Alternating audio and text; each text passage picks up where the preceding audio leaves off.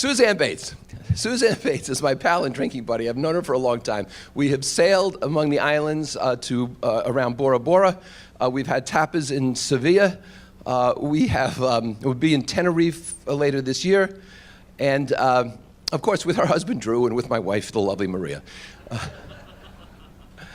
Former anchorwoman, started her own company and built it into a multi-million-dollar success. She's written books. She deals with great firms like State Street Bank and Magellan. And she's here to talk on presence. And who better to talk about presence than someone with so much of it? Ladies and gentlemen, Suzanne Bates.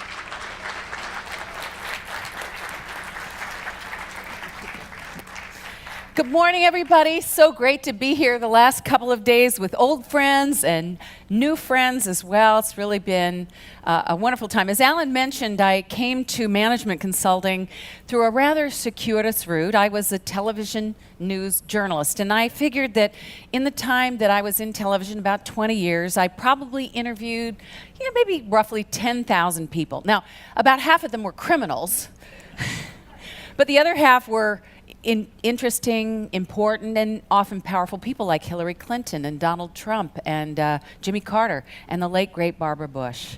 What a wonderful opportunity it was to meet so many people who have so much presence. I thought I'd see if perhaps you can pick me out of the lineup here. This was back in the days of big hair and big shoulders. But it really was a wonderful start. Well, one of the things I've noticed after 2 decades in television, and after almost another 2 decades of being out speaking, writing, the kinds of things that we do as management consultants, the one video that I'm really best known for is In the Buyer's Office with Alan Weiss. I don't know. I want you to know Alan did ask us not to promote from the stage, but Alan, I figure if it's your stuff, it's all right. Am I right about that? Yeah, okay. Something else that you may or may not know about me is that I'm a really terrible guesser. And the evidence of this became clear one evening, and I think it was in Monte Carlo, when a bunch of us were together from the community having dinner and a glass of wine or two. And among the group were many members of my growth cycle. This is my growth cycle here. And on the left, you see Guido Kell. Guido Kell, great guy. How many of you know Guido? Wonderful guy, very successful management consultant in Germany. And Guido turns to me and says, "Guess how old I am?" I said, "I'm not going to guess how old you are." He said, "No, just guess." I said, "I'm terrible at guessing." He said, "Just guess." So, of course, most people take this as an opportunity to flatter someone, right? Well, I'm making my calculations. I'm thinking he's really smart. He's got a lot of experience. He seems so wise. He's always so calm. So I guessed, and I was about 10 years off in the wrong direction. So this idea of guesswork is actually something that's going to come into play as we have our conversation on executive presence. So one other thing that I thought you might like to know about me is that I'm an avid fan of the New England Patriots here in Boston, U.S. football team, greatest team of all time. So when Alan and Maria won a pair of tickets, bidding on them at a charity auction, Alan called me and asked me if I wanted to go because, well, frankly, Maria really hates the Patriots. So, and there are some other haters in the audience, I know. But it was a wonderful opportunity to get to see the Patriots in action. Even when you live in a town, have you ever found you often don't go to the games, right? So great opportunity to be in the stands at the game and, of course, get to see the greatest player of all time, Tom Brady. Tom Brady. Men want to be him and women want to, well, I'll leave it at that. One of the things you notice about Tom Brady is he has a lot of presence, doesn't he? It's just something about him.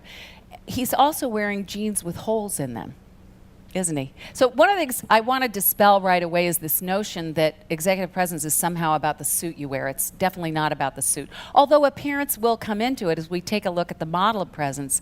Something else about Tom Brady that we already know is some people love him and some people really hate him, which points to another fact about presence, and that is that it's really in the eyes of the beholder, isn't it?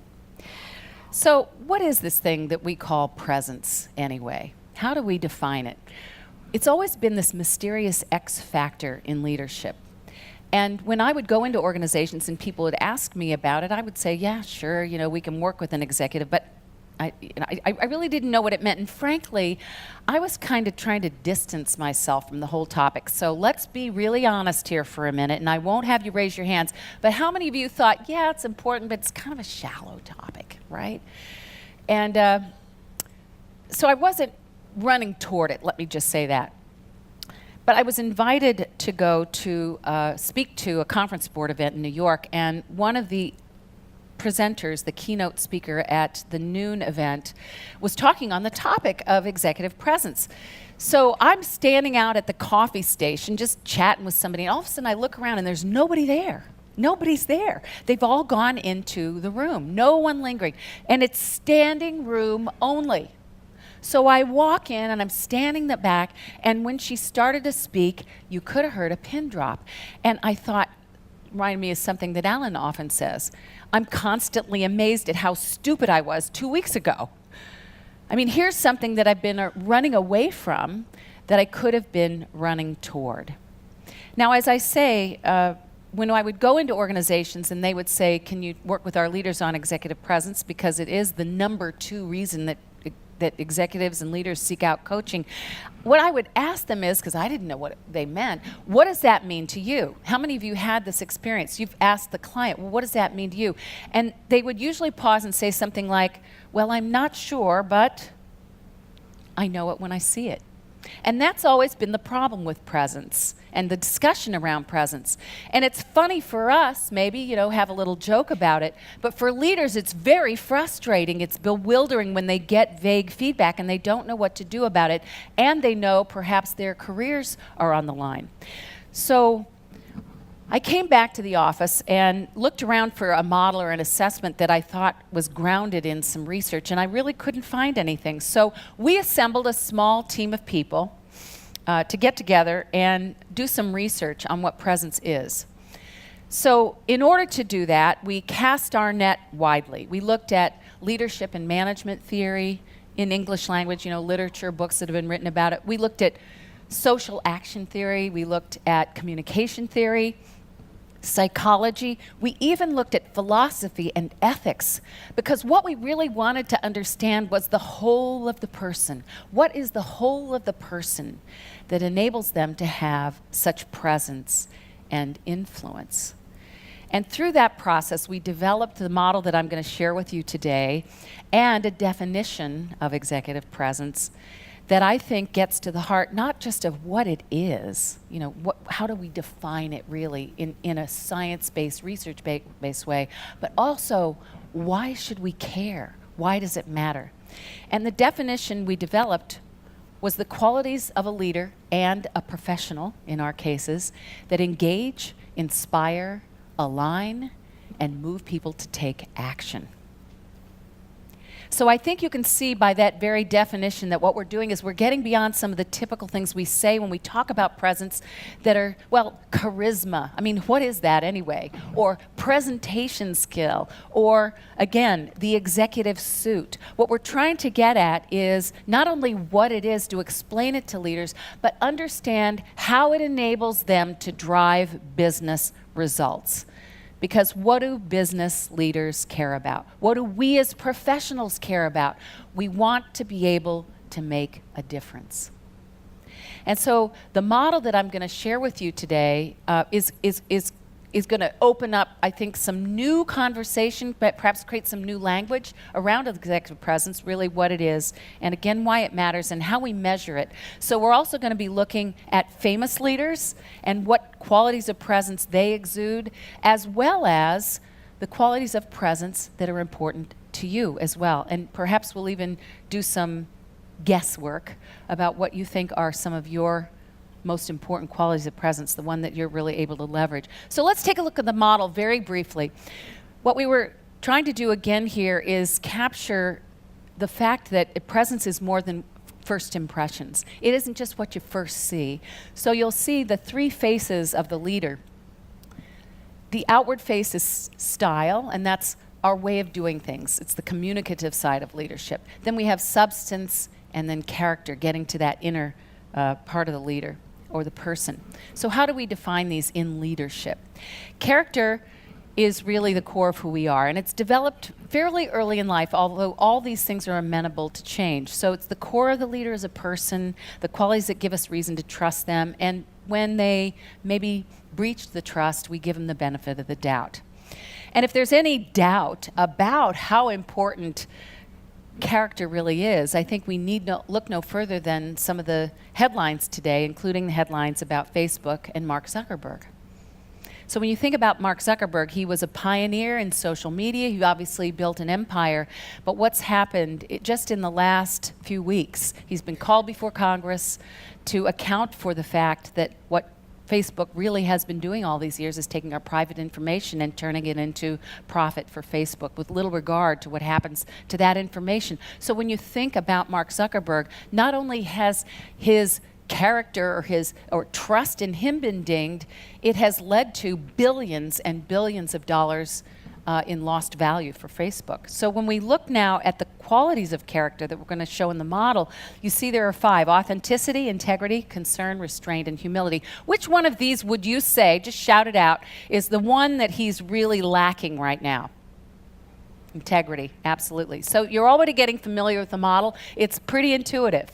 So if character is about substance, if character is about trust, then the next dimension is about credibility, substance. And we define that in leadership as the cultivated qualities. So these are the mature qualities that we develop over time as we encounter challenges and overcome them, and we're resilient and we learn things. So these qualities are important not just to us as leaders or professionals, they're important in inspiring commitment in others. So these kind of qualities inform action, tell us where we're going, and inspire people to go above and beyond. And a leader that I think of who really personifies this, although he may be also in a little trouble soon with Congress over the privacy issues, is Jeff Bezos. Why Jeff Bezos? Well, when you think about it, he had a vision, didn't he? It was a crazy idea to put a bookstore online, and then he just kept growing it until they became the largest online retailer in the world. So what are the qualities of substance that Jeff Bezos really leaned on in building this empire that is Amazon today? Well, the qualities we look at in a leader in substance are practical wisdom, confidence, composure, resonance, and vision. So he's surely visionary, right? What are some of the other qualities, just looking at these, what are some of the other qualities here that you think he really exudes or his part of his brand? Sorry? Composure, confidence, just about every one, I would say, right? Because he's utilized practical wisdom to transfer what he's learned from one business to the next, to the next, to the next. He's certainly been confident in moving his organization forward to try things that nobody else has tried. And yes, you have to be calm and cool when you're a leader, trying new things, inventing, innovating. I mean, that's all part of it, isn't it? You've got to be able to ride with it. So Jeff Bezos, a great example of substance. So if character is about trust and substance is about credibility, then style, I like to say, is about execution. It's about how leaders get things done through others. So these are the communicative aspects of leadership that build motivation and shape and sustain performance. And when I think about a leader who might personify some of these qualities, I think about Richard Branson. Why? Well, he's flamboyant, for sure, and he's visionary, so he certainly has many of those substance and character qualities as well. But the things that we really think about when we understand how Branson built so many of those virgin brands is, what would he do? He would assemble a group of people.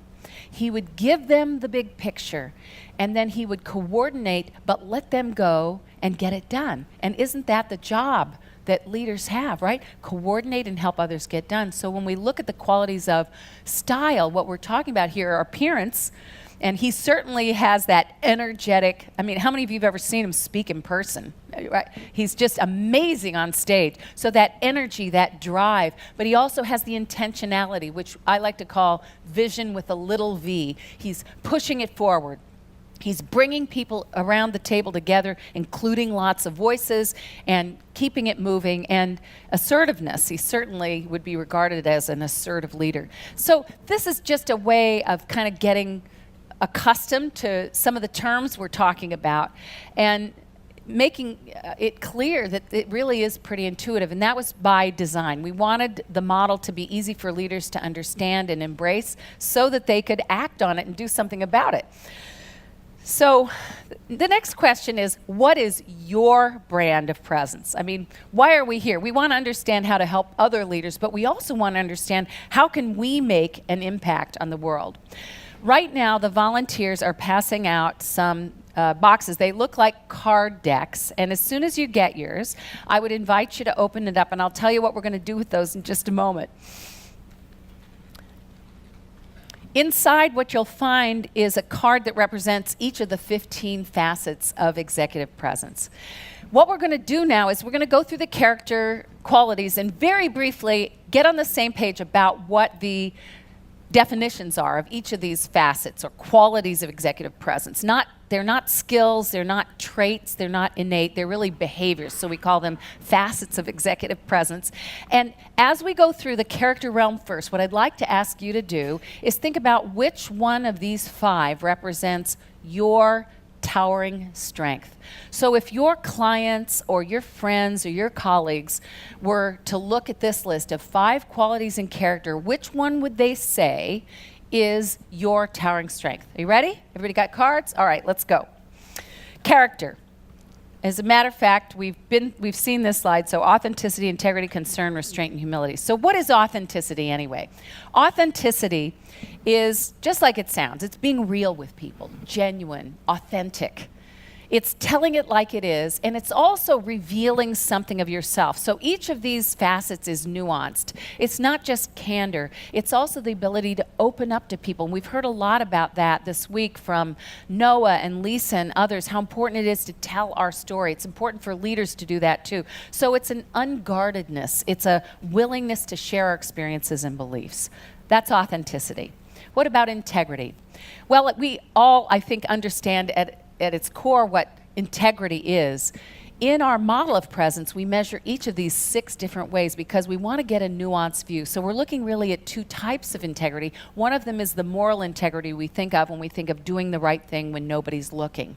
The other is behavioral integrity. So that's keeping your promises, showing up on time, meeting your commitments, making sure you've done what you said you would do. And believe it or not, a lot of leaders get dinged on that.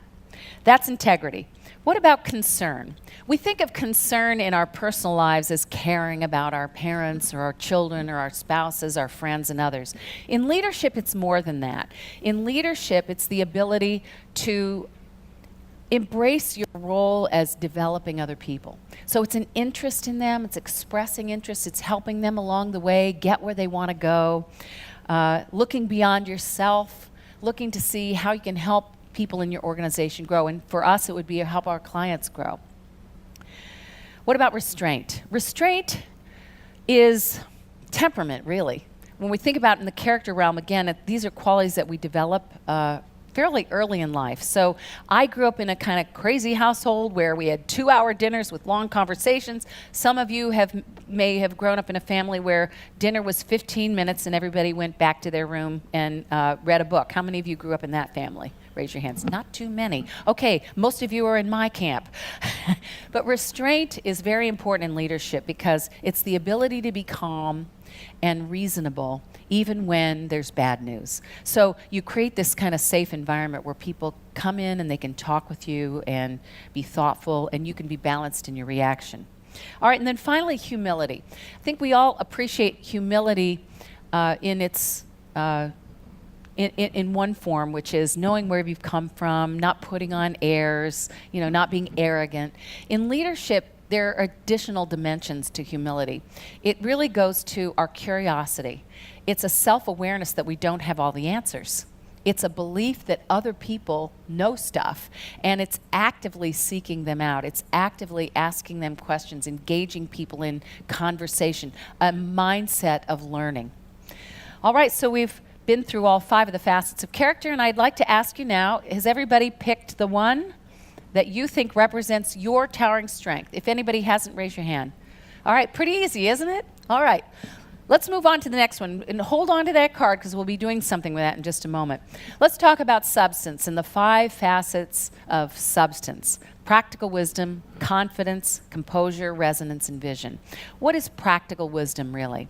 Well, when you think about these substance qualities, they're really qualities that we develop as we mature over time. So it's not what you have when you walk out of your MBA course or your PhD course. It's not that kind of wisdom. It's earned wisdom. So it's what we do with it. It's being able to distill information, being able to ask the right questions, kind of getting to the heart of the matter. So what that does in an organization, it gets everybody focused on the right things, focused on the right problem, getting to the point, and it moves things along quickly as well. And so you all have known and maybe you're that person who can sit and listen for a while and then just ask the right question that gets everybody on page. That's what practical wisdom is. What about confidence? We all think we understand what confidence is, and we think we know it when we see it. The way we define it in presence may be a little bit different. We don't think of confidence so much as self-efficacy. In other words, how do I feel about myself? Remember what we're measuring: our behaviors and perceptions of our behaviors. So how would we measure that? Well, we measure it in things like whether the leader shows up as pragmatic, whether he or she holds himself and their team accountable for driving results, whether they're open to dissent, discussion as you get to an answer, but also whether they've got an action bias, whether they can move things forward, make decisions, and get things done. So those are the behaviors that we look for in confidence. Composure is a close cousin to restraint, and it's really, the only difference is I think of this as in the moment. So crisis management. Think about a physician in an emergency room with the team. What are they trained to do? They're trained to go down a checklist of exactly what you need to do right now because it's a crisis. So it's a reaction or a response to difficult challenges. So the leader with composure is able to de-escalate, bring the heat down in the room, refocus everybody, prompt productive dialogue. What about resonance? Resonance is, it's really being fully present. We often talk to leaders, don't we, about listening, about looking people in the eye, about appreciating what might be going on with them, what they're thinking, but also what the emotions might be. So it's the in-the-room presence, and it's also the ability to anticipate how others might think and feel about an issue. So if you're strong in resonance, you signal to people that you understand, that you appreciate what they're going through or what might happen, anticipate some of the consequences for them of a decision you might make. All right, that's resonance. And then finally, vision. Like all of the facets, as I mentioned, we're measuring these in a multifaceted way. So vision is one part, being able to look out into the future and understand the industry. So it's the kind of things we talk about in the community. What's going on out there? What are some of the trends? What are the things we should be paying attention to? In addition to that, in leadership, it's the ability to inspire others with that vision. It's the ability to bring them along because they believe in the vision and they want to be part of that vision. So it's one part practical and one part inspirational. So now I hope you've had a chance to look through your cards, and I'd like you to pick out which one of these would other people say is your towering strength. And then just hold on to that card. All right, moving on, the last dimension, style. As I mentioned, style is a way of doing things. It's a way of interacting with people. So these are the communicative aspects of leadership that do include appearance. So when we talk about appearance, what do we mean? Well, what we're really talking about is the energy and the vitality that you bring into the room. It's the readiness, the preparedness that makes people stand up and pay attention. And you know a leader who has this kind of energy because when he or she walks in the room, everybody kind of stands up and pays attention, don't they? It raises everybody's game. So it's looking like a fit, but it's also engaging others and bringing that energy and vitality to your leadership. Intentionality, as I may have mentioned, is a close cousin of vision. It's vision with a little v. In other words, now that we have the vision, how are we going to get it done? So it's a purposefulness in our leadership or our consulting with others. It is what drives execution. I know Donna talked at length about driving execution. In consulting, the way this shows up is just as she described it, where we're checking in, where we're paying attention to what's going on, where we're making sure people are on track, where we're asking the right questions, and having a dialogue with people to make sure we're all on the same page. Inclusiveness is the second of what I call the 3 I's.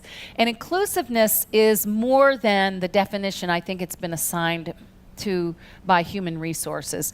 It's I like to think of it as making people feel like they belong. So it's not just getting people around the table, it's involving them, it's engaging them in the process, it's empowering them to do things. Again, think about Richard Branson empowering his team to go forward and execute and try to bring this vision to life. Interactivity is the last of the 3 I's, and this is where the communication piece comes in. So what is the leaders, or what is your ability to make sure you're staying in touch with the client through the right channels, the way they like to be communicated with, a frequency of dialogue and interaction. But it's not talking at people, it's creating dialogue that really enables leaders and professionals like us to be successful. And then finally, the very last is assertiveness. Assertiveness is one of the, I think, rather misunderstood aspects of leadership. We think of assertiveness as being able to walk into a room or sit down in a conference room and share our ideas. And that's certainly very important in leadership, without a doubt. But in leadership, we also have to encourage others to share their ideas. We've got to get the debate going, right? We've got to get the ideas on the table, get them discussed. So that means we have to be comfortable with constructive confrontation, right? We've got to be comfortable with mixing it up and debating things. And not all leaders and not all people are comfortable with that. So it's one of those Goldilocks things. Not too much, not too little, just right is what makes organizations successful. All right, so by now you've probably chosen the third of the cards that represents your towering strength as we define presence. And what I'm going to ask you to do now is turn to a partner. And I'd like you to talk about this question with your partner. You may just want to pick one of these, although they may be related, so I'm going to leave that up to you. So you can either choose one or you can choose a couple of them. How do these qualities of executive presence make you very effective as a consultant? How did these qualities of presence show up? And I'd like you to be as specific as you can. In other words, think of an instance where you've actually demonstrated this quality and it's really made a difference for your client. All right? I'll give you about 3 minutes, so a minute, minute and a half each, and then we'll get back together and we'll talk about what we learned. All right, why don't we come together? And we have volunteers with microphones in the audience. We'll ask them to come up. Put up your hand if your partner shared an interesting example of how they leverage that strength in their work. Put up your, you don't have to talk about yourself, you can talk about your partner. That's all right? Okay, put up your hands and we'll, yep, we have somebody right here, somebody over here. All right. Introduce yourself too, by the way, if you would, please. Craig Hewlett from Salt Lake City. And Sarah here, the one she talked about initially was assertiveness, and she's an executive coach. And it really takes that assertiveness to get them to understand to what it is that they need to do, and to take action and doing things like that. So there's a lot more to that than she shared, but I'm nervous. Good job. All right. Who else? Put up your hand so we can see you. Yeah. Did we give the microphone to somebody over here? I can't see. I got one. Hi, I'm Robbie Baxter. I'm right here. Yeah. And my partner is Khalid, and he talked about authenticity and how a lot of times in the circles where he works, people aren't willing to be authentic, and posture. And he said that the fact that he is willing to admit weakness or admit something he doesn't know actually is very different than what other people do, and has a great impact on the group. Yeah, another great example. Thank you. How about any others? Hands up. A lot of shy people here today. We were out late last night. Okay. Well, you get the idea. I mean, I hope that if nothing else, you were able to discover in yourself some of those strengths that you can leverage in your work, right? Because when we understand what our strengths are, it's so much easier to bring those to bear and do better work. So presence isn't just about our clients, it's also about us. Yes, question? Just a question. On this, I mean, what would be the main difference between this and personal branding? And personal branding, well, they're related, aren't they? I mean, these qualities of presence certainly can be part of your brand as a leader. I don't talk about it as branding, but certainly it is part of your brand, no doubt about it. It's who you are, really. It's who you are. Yeah, it's a great question. Any other questions before we go ahead? Yeah? I have a comment. Over here, Suzanne. It's Lisa. Oh, hi, Lisa. Hi. It's just, this exercise really highlighted for me the identification of the behaviors associated with the facet. So my partner Ted here helped me to see, looking really and defining those behaviors is really helpful. Yeah, thank you for bringing that up, because if I haven't said it already, what we are measuring is not your proclivities or instincts or tendencies. Many of you work with the MBTI and other assessments, and you know the psychometric types of assessments that can be very useful, even the Hogan. But what we're actually measuring is, what do people see you doing every day? What are the behaviors that we know from science are indicators of these qualities of presence? And you'll see in just a moment why it's so important for us to be measuring behaviors. Any other questions or comments before we move on? Great. So great work. So keep those strengths in mind, because these are really what you can leverage in your work. Now, a question that may have arisen, and I actually answered that question for some folks over here, is this is all well and good, but what if I'm right, and what if I'm wrong about what my strengths are?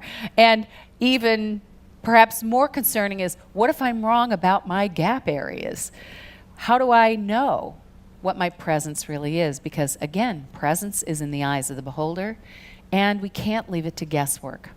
So that is exactly why we decided to develop a 360 assessment of executive presence called the XPI, which stands for Executive Presence Index. What we wanted to be able to do for leaders is help them appreciate how others view them. Because very often we behave in ways that are different from our intentions. And even when we have the best of intentions, people may see those behaviors differently. So the XPI assessment has 90 questions, 6 in each of the facets of presence. And these 6 questions in each of the facets have a lot of research and science behind them, but they're really looking at the totality of each of those qualities of presence and how we can define them. And there's so much interest now in executive presence. This isn't just a U.S. phenomenon. How many of you from outside the U.S. have heard about executive presence? Raise your hands. I know we have several here. Yeah, so we started hearing from people all over the world, and because we work with global companies, one of the things that we decided to do was to start to certify folks in the assessment. So it's a global assessment now, not only because we work with global companies, because we also have folks in 17 countries who are certified in the Bates XPI model and assessment. And what we've been able to do over time, and it's really just been about 4 years, is we have built a database filled with surveys, and we can use that for data analytics in an anonymous way. But we have leaders in every industry. So in just a few minutes, I'm going to be talking about some of the really exciting research that we've been doing that really connects presence to driving business outcomes. Why is this important? Well, I don't know about you, but I work with a lot of big companies, busy executives at the senior level, and many of them, I calculated that we've probably, over the 18 years, worked with about 20 or 25% of the Fortune 500. So these are busy people, and they want to know, again, why should I care about presence? Because if it's just about me and how I show up and I get results, then I don't really care about it. So what we've been doing is we've been taking a look at some of the research to answer that question, why should we care at all about presence? Why does it really matter to driving organizational outcomes? And one of the topics that we decided to look at was, how do leaders drive growth? How many of you are working with companies helping them drive profitable growth? Raise your hand up high. Yep, there's a whole lot of us here. So we often look at growth all of us look at growth in different ways. My way of looking at growth, our way of looking at growth, is from the standpoint of the leader. What is the leader and the leadership team's ability to grow the company and get things done? So we were kind of curious after we now have upwards of about 15,000 people in our database, leaders in our database, or surveys in our database. And the question we decided to ask was, are there particular leadership qualities that we can correlate to driving growth?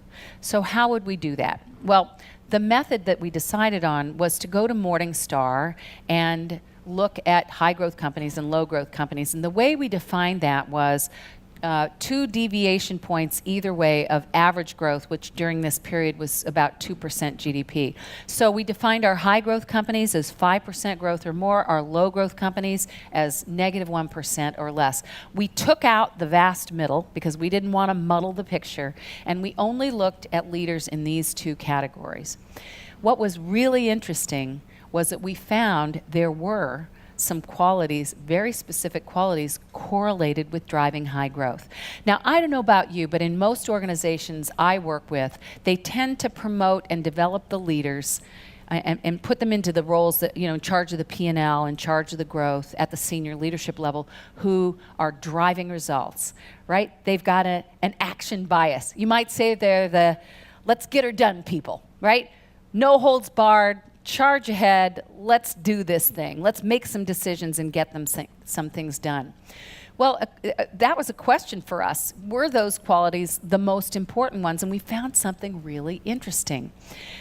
We found that those qualities are important, but they're not distinctive in high growth companies. In other words, qualities like confidence and assertiveness that you might think would rise to the top of the list were table stakes, but they weren't the differentiators. So what were the differentiators? Well, what we discovered was there were 9 super qualities that really were the differentiators. And these super qualities meant that they were high in companies, in leaders that were in high growth companies, and they were actually low in leaders in low growth companies. So these are really distinct qualities of leadership. So what do you notice about this? Does it surprise you? So integrity, there were 3 of the 6 qualities that we measure in presence in integrity that were the super behaviors that drive growth. Now, why do you think that is? Anybody have a thought about that?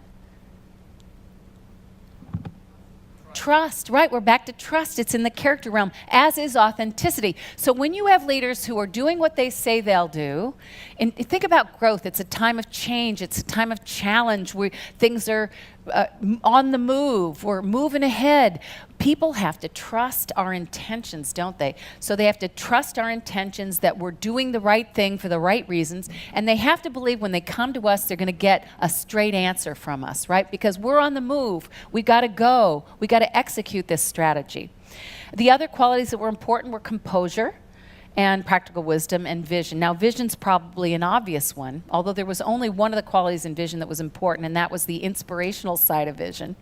And practical wisdom, again, it's applied knowledge, right? If we've done it this way, then let's apply what we learned and see if we can use that on our growth strategy right now. So very, very interesting findings that I think inform any of us who are coaching and working with leaders. Whether you're in the development business where you're developing leaders and coaching leaders, what are the qualities that you need to help them bring forward that really are going to make a difference in driving growth? And if you're in the business of, although this is not a selection tool, if you're in the business of helping select leaders or build teams and that kind of thing, these are the qualities we have to be looking for in leaders, and they're not the intuitive ones. What really differentiates, and there were actually 29 behaviors overall, 55% of them were in the character realm. So it's really all about trust. 31% were in substance, and only 14% in the execution side, style. So really interesting when you dig in and do some data analytics and start to appreciate what impact some of these, they're often called softer skills, really have on top-line growth. We like to say these qualities are maybe soft, but they're hardwired to the bottom line of business. So there's one other research project I wanted to share with you, and that was our research on innovation. So how many of you are working with companies on innovation right now? Raise your hands. Lots and lots of you. So again, the question was, are there qualities in presence that we can correlate directly to leaders that are driving innovation or companies that are very innovative? Now, there's, as far as I know, no Morningstar data across industries on who's the most innovative. So we had to take a different approach with our research here. So what we decided to do, because we have a very robust report that we prepare for each leader, which is on a Likert scale on every single one of the 90 questions, 1 to 5. They get a rating from their peers, their direct reports, and others. But in the back section of the assessment, we ask for comments, as many do. So the comments are what enables this leader to be very effective, what holds this leader back, and et cetera. So we went to the comments section, and we were looking for words and phrases that would correlate with innovation. So we looked for comments like this: Craig likes to think differently, he challenges us to be creative, or Jason's the first leader who's really encouraged us to experiment in the way we do things, or I really admire Anne-Marie because she's a different kind of leader. We've done things the same way for a long time. She is asking how we can shake things up. So we put together a list of words that would be correlated with innovation on the positive side. We also looked at words and phrases that would be on the negative side, not leading innovation, not getting anywhere, not experimenting, that kind of thing. And what we ended up with was, again, a set of qualities that are really important to driving innovation, that are distinctive in driving innovation. So this is a guessing game now. I'd like to ask, which of these qualities, and I'll give you a hint, there are about 5 or 6, which of these qualities would you think would be most associated with driving innovation, fostering innovation? Vision, good guess. Assertiveness, good. Humility, good. You guys are good guessers. You've really learned it quickly. Sorry? Inclusiveness, also a good, I mean, you could make an argument that just about all of these qualities are going to matter in some way, right, to drive. I mean, they're all good qualities in leaders, but what we're looking for here is the ones that are really distinctive. So some people are surprised by this, but the number 1 quality was actually assertiveness. Why is that? Push your ideas forward, and think about leadership. You're bringing a team together to do what? Change. Get ideas on the table, get them discussed, have a debate, because if we move forward with an innovation and we learn later somebody knew something that we could have known that would have helped us either move it forward or be successful, we've failed, haven't we? Or at least we've slowed the process down. So you've got to have debate and discussion. What else did we find was very important and distinctive in driving innovation? Some of you mentioned vision. There was a quality in vision, as well as resonance. Now, why would resonance be so important in innovation? Yeah, so the people in the organization have to sign on and believe in it. And I also think of it as an external quality. So the leader who's helping to drive innovation is helping the team look at, what do our customers care about? Whether our customers are internal or external, what are they going to care about? How do we connect our innovation to things that people really want and need? So resonance is a really interesting one. And then humility, I think some of you mentioned. Humility is important because, again, it's about the curious mind. It's believing, as a leader, I don't have all the answers. If I'm going to bring a team together to drive innovation, I better be asking a lot of questions and listening to their ideas and be genuinely curious and believe that I don't have all the answers. So fascinating, again, as you start to think about the qualities that you would like leaders who are your clients to develop so that they're better able, better equipped to drive innovation, to make it happen in their organizations, and to speed up the pace of innovation. There were a couple of others. Restraint and composure are also important. Why do you think those are important? You got to have a strong stomach because it's a bumpy ride innovating, and you're going to have failures. It's going to cost a lot of money. Sometimes you're going to be over budget and over time, although hopefully not. But it's a bumpy ride, and people have to be able to bring forward stupid ideas or ideas they might think are stupid and not fear reprisal, not fear they're going to be shut down. So it all starts to make sense, doesn't it, when you think about your clients and what they're trying to do in driving innovation. These are really, really important and distinctive qualities in leadership. And I thought I would just show you, because we've talked about behaviors, what are the 5 top behaviors that we found in leaders who were thought to be great at driving innovation. The first was, even when giving hard-hitting feedback, his or her positive intentions are clear, right? So we're not saying you can't have make a judgment about somebody or give them feedback, but when you do, that other person believes your intention is to move the idea forward, to help the rest of the organization.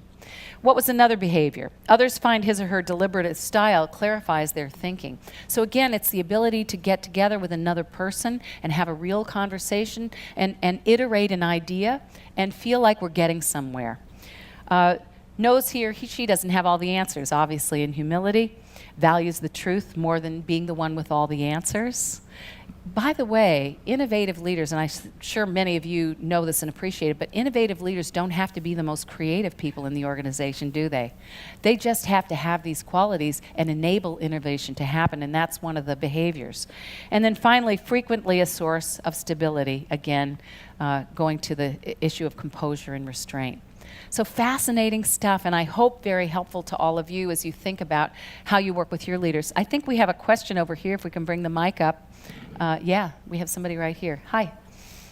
Thank you. Sorry to interrupt, but I'm very surprised that inclusiveness didn't show up as one of the big drivers of innovation. Do you have any insight as to why that does not show up in the top 5? There were qualities, I mean, you think there are 90 items, so it is up there. There are qualities of inclusiveness that are definitely up there. They didn't show up in the very top. I would say that probably is, like when we looked at driving growth, it's probably table stakes. You have to have that to drive innovation, but it wasn't necessarily one of the distinguishing factors. Yeah, good question. Any other questions before we go ahead? Well, one of the things I wanted to offer to you is to send you the white papers we have on these topics of growth and innovation. And I know it's very hard to copy this down right now. So I did want, like Chip, to offer just to send my slides to you. So please just leave your business card with me if you want to get a copy of the slides. Or if you didn't get a copy of the book, All the Leader You Can Be. This is the book. This book does not have the current research, but it's the original research that we did to develop the model, and it talks about leaders we've worked with and how we've helped them, in coaching and developing them to develop some of these qualities. And that really leads to the next question, I think, that's really on everybody's mind. Can you coach someone to develop presence? What do you think? Yes, of course, or we wouldn't be in business, right? But how do you do that is really the question. And I'm sure, like me, all of you have been in this business for a long time, so you've had a chance to see what works and what doesn't work in coaching and developing people. And one of the things you really need is motivation, isn't it? That leader has to, either you have to help them find the motivation or they have to be motivated themselves. And I often think about back to my days as a television reporter, my very first job in the newsroom in Rockford, Illinois, and this was a long time ago. So on our desks, we had something that's probably now a relic in the Smithsonian Museum. Does anybody recognize this? Right. Sorry? Yeah, exactly. It's the equivalent of the rotary phone. This is not even a Selectra, those sort of electric things that we had later on. This is a manual typewriter. So these were the typewriters that we had in our newsroom. And because it was a small market, we didn't even have enough typewriters to go around. So these typewriters were on carts with wheels. They rolled between the desks. And as luck would have it, I'm a brand new reporter, and this is a small market, so I'd have to go out and cover 3 or 4 stories in a day. No matter what time I got back to start working on my story, I shared a desk with the guy who almost every night had the lead story. So he would walk in and he'd swipe the typewriter right out from under me.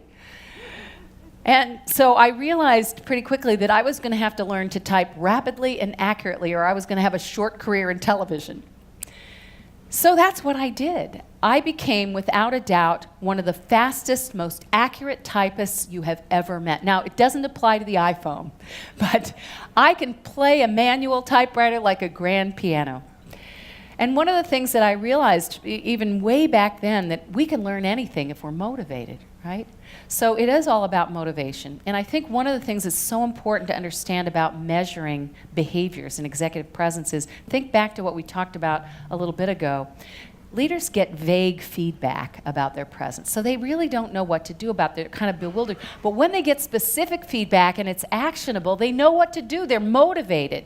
And now when you start to connect it, not just how effective they are as leaders or whether they're going to get the next promotion, but also to some of these other outcomes we've talked about, driving business results, they're far more motivated to make small changes, because even small changes in their behavior make a difference. So I wanted to share the story of Erin. Erin was a client of ours a few years ago, a CFO candidate in a global manufacturer. Great person. You'd love her. Sitting down and have a cup of coffee with her, a glass of wine. Very personable, very likable. People trusted her. She really knew her stuff. There were just a few things about Erin that seemed to be holding her back. As I mentioned, she was a candidate for CFO. The current CFO looked at her as his successor.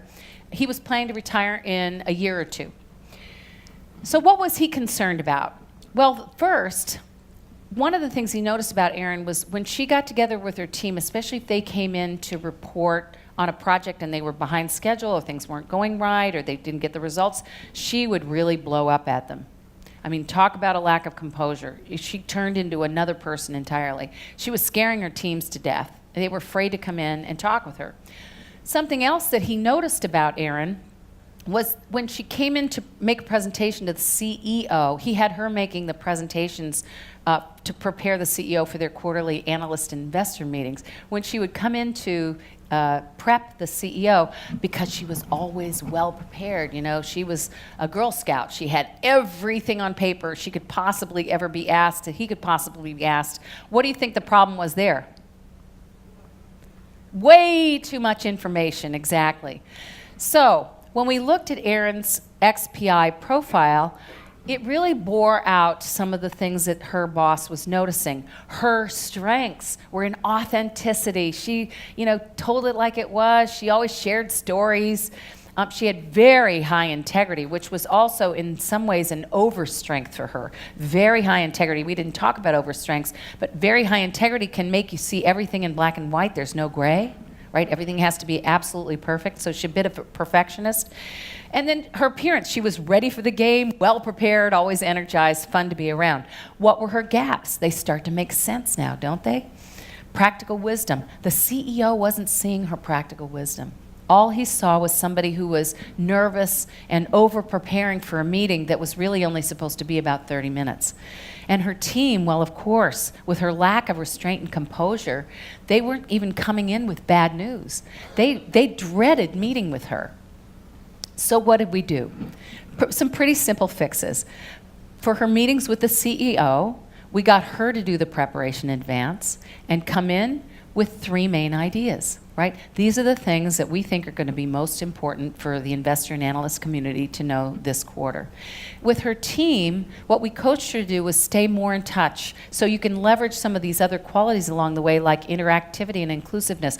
We encouraged her to get out, to talk with her people more, to have more informal meetings where she would get briefed on what was going on so that she wouldn't be surprised. A lot of the reason that leaders blow up is because they get surprised by less than stellar results or a bad outcome. So this really made a difference. She started taking action on these things. Now, here's what was really interesting. This company asked us to come back and do another executive presence assessment for Erin and for an entire group of high potential leaders. So when we went back to do it again, what we found was not only did others see Erin improving in the 3 areas we were working, practical wisdom, composure, and restraint. She improved in others' eyes in 14 of the 15 facets in a statistically significant way, some more than others, and this was just over, I think it was a 6 or 9 month period. So the power of this, the power of a leader being motivated by and understanding specific actions that they can take that really improve their presence, not only makes them feel better and more confident, it's noticed by others. And what I want to show you now is how we worked with a group of high potential. How many of you work with groups of high potential leaders and teams, right? Most of us here. So how would this apply with a group of high potential leaders? Well, we surveyed the whole group. We worked with all of them. One group went through some coaching, like Erin did. Others went to a 2-day executive presence mastery program, and then they got some light touch coaching, I think an hour, 3 one-hour calls. Same thing happened. So here's the first XPI. What you're looking at here, and I know there's a lot to look at, is the high-rated facets are in white, the low-rated facets are in pink. When we showed this to the group, they were astonished in a good way. They really embraced this. They said, wow, this is how we're showing up as the next leaders of the organization. We're the future of this company. These were folks who were reporting to the executive team. We better figure this out. You may also notice the lines represent rater groups. So the white line is the self-rating, the red line is the manager rating, and then the green lines are the direct reports. What do you see about the managers? How are they thinking about these successors to their jobs? Not much, right? I mean, not only are they rating them lower, the perception of the managers is very different from the direct reports and even of the leaders themselves. So again, after what I would call a relatively light intervention, but because they really knew what behaviors they needed to work on, when we went back and did it the second time, here's what we found. Not only did the scores go up, but there was more of a convergence of views, because in the organization they were starting to talk about presence with the same language, the same definitions, the same expectations of behaviors. So there was a convergence of what we need to do and how we can develop some of these qualities in ourselves. And we found again, the result was that there were about 13% that got worse. So I have to be honest about that. I'm not sure why. Maybe they just didn't have the capacity to change. But 74% of them improved in 10 or more of the facets. So I think the lesson here is that a rising tide lifts all boats. And some of you who are accustomed to assessment and looking at these things have probably noticed there is an interconnectivity between the facets, isn't there? They're very related. So when you start to work on one aspect of presence, it has an impact on how people see you in other ways. So I thought right now we have about 12, 13 minutes left. I'd open it up to questions, and then I'll have just a few final thoughts before we wrap up. So what questions do you have? I loved Chip's question yesterday. Since nobody wants to be the first to ask a question, who wants to ask the second question, right? Back here. Val? Hi, Suzanne. Thank you. I'm very curious how you started with all of this. Can you take us back in time and take us through where this idea came from and how you brought it to where it is now? Yeah, well, it really tracks with the story I told at the beginning, and it was the honest truth. I mean, we always asked to talk about presence, or coach people on presence, but I didn't feel like there was anything out there to use that was very effective, and I felt like when I went out and spoke on executive presence, I didn't feel very comfortable with what I was talking about. So really it was a discomfort, and I think the lesson there might be that when you're not as comfortable as you need to be about what you're talking about, you need to develop some expertise, and you either go out and find it or you develop it yourself. So really that was the germ of it. But starting to, I had no idea it was involved in creating an assessment, I'll be honest with you. But we had, we brought in some experts who really knew how to do this, so they were able to bring the vision to life. So another lesson in getting the help that you need to create what it is you need to be effective with your clients. Yes. Is it on? Hi, Susan. Matt Conway. Thank you for sharing. You mentioned that the number 2 reason for executives getting coaching was executive presence. May I ask, what's your perspective of the number 1 reason, and how does number 2 apply to number 1? Yeah, very good question. This was a study done by CoachSource. Many of you are familiar with CoachSource. They put out a survey every year, and they have thousands of coaches globally. So they survey their coaches to get the answer. And the number one reason is just general leadership development. So it's the first most specific thing that organizations are looking at or leaders are looking at when they think about how do I improve myself as a leader. Over here. Can you speak a little more to the overstrength? I mean, you mentioned black and white, but how can integrity be an overstrength? And are there other areas that showed up as overstrength? Just kind of talk to that. Yes, you can have an overstrength in any of the 15 facets. And when we do our executive presence program, we have leaders stand up and talk about that. How does that show up as an overstrength? In other words, either you're leaning on it too much at the expense of perhaps bringing up another aspect of your presence. So an example of, well, I could take anything, really. How about restraint? So very often leaders who are rated highly in restraint, that's a good thing, right? You think, gee, I love working with a nice, calm leader. I feel safe with him or her. I can go in and tell him, what's really going on in the organization.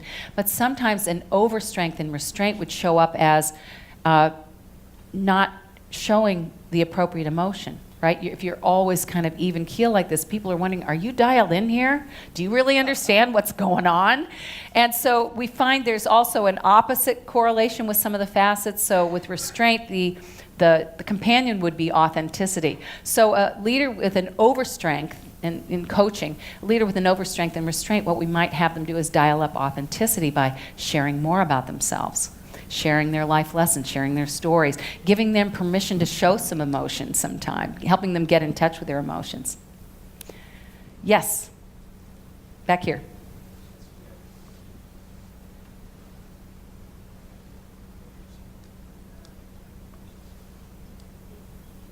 Suzanne, Richard Citrin here. Hello, Richard. I love the competency approach you take with this. I often hear from senior leaders that they want me to work with someone who is rough around the edges. Yeah. Do you reframe that, or would you recommend reframing that into an executive presence moniker? Yes. Rough around the edges is one of the many vague ways that people get feedback on their presence or their leadership. And again, it's really frustrating. What does that mean? It's even hard feedback to give. I mean, it's not that easy to tell somebody you're rough around the edges. That's why, look, I don't think it's all about assessment. I think assessment is a great tool in coaching, but it's the specificity of language. Because what one person means about that might not be what another person means. Somebody might mean appearance and how they're showing up, what they're wearing to work. Another might mean that they're too gruff, that they're overly assertive. So we really have to understand and get on the same page about language in order to understand feedback like that. Over here. Yeah, hi, Terry Mathis. I'm probably one of the more specialized people in the room. I work strictly with safety, with organizations, and it just occurred to me, we teach leaders how to be more effective safety leaders, and we teach them coaching models and give them specific improvement targets. But we've tried to define what the management style ought to be, and we're way back in the antique languages of management style. And it seems to me, just like you studied high growth versus low growth companies, that would the instrument actually study high performance in safety versus low performance in safety, and maybe signal out some of those characteristics that really made the difference? Yes, so what we're doing in that area with the XPI, and then I'll talk about a team assessment that we've also just developed, but what we do is we'll come into the organization and maybe survey all of the leaders or a good portion of leaders, and then the work really is to understand what's the business context. So if you're a safety organization, what are the qualities you need to be paying attention to? My guess would be actually they're pretty high in integrity, because you don't get into an organization like that unless you are, or you're failing if you do. Pretty high in confidence, right? Taking action, moving, getting things done.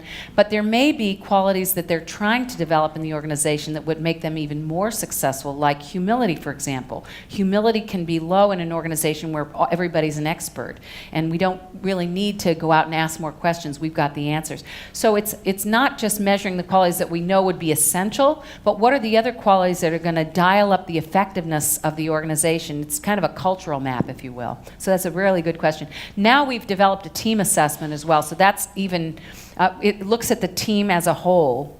rather than individuals on the team. So the beauty of that, and I think it's really important, those of you who are working with teams, is to be able to tell the team, how are we behaving as a group? So the team evaluates itself, and we get external raters to evaluate the team. And that can be another great way to get at some of those qualities that we need to dial up in order to be effective. Over here. Hi, this is Hamish. So you seem to be suggesting that it makes sense for leaders to improve on their weaknesses. I've read several articles which suggest that rather than spending a lot of time and energy trying to become average at what you're bad at, what you should actually do is turn what you're good at and or focus on what you're good at and become really superhumanly good at those things. Yeah, I don't. So what's your view on that? Yeah, no, I mean, I'm familiar with that. Discover Your Strengths is a great example of that kind of advice and measurement.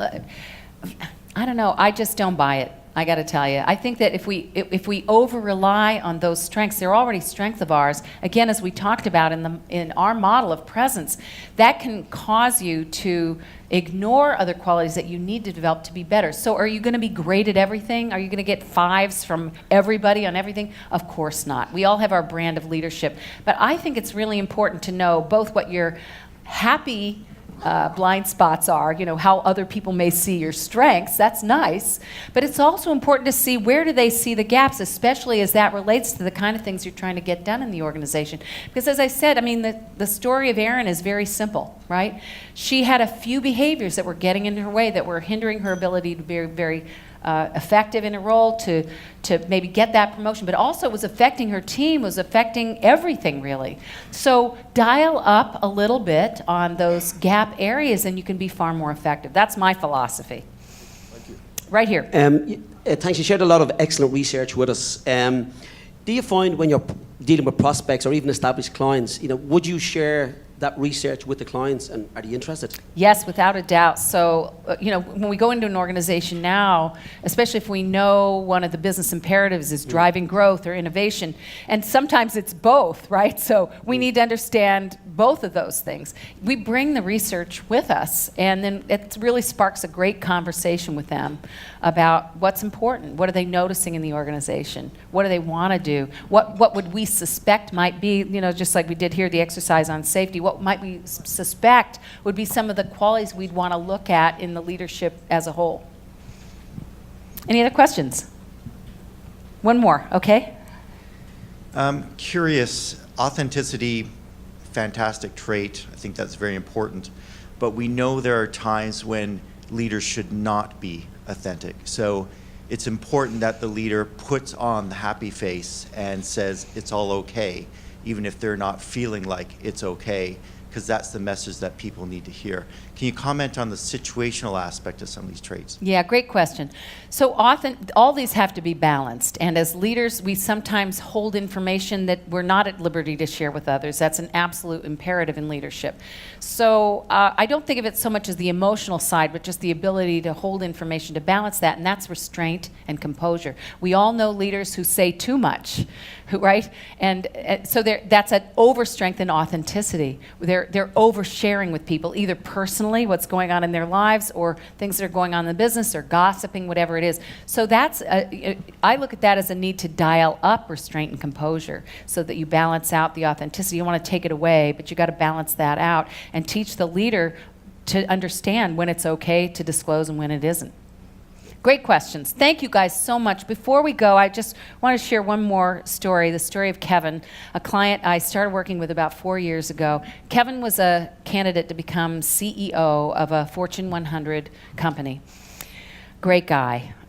He had worked in just about every business and run most of the functions in the organization.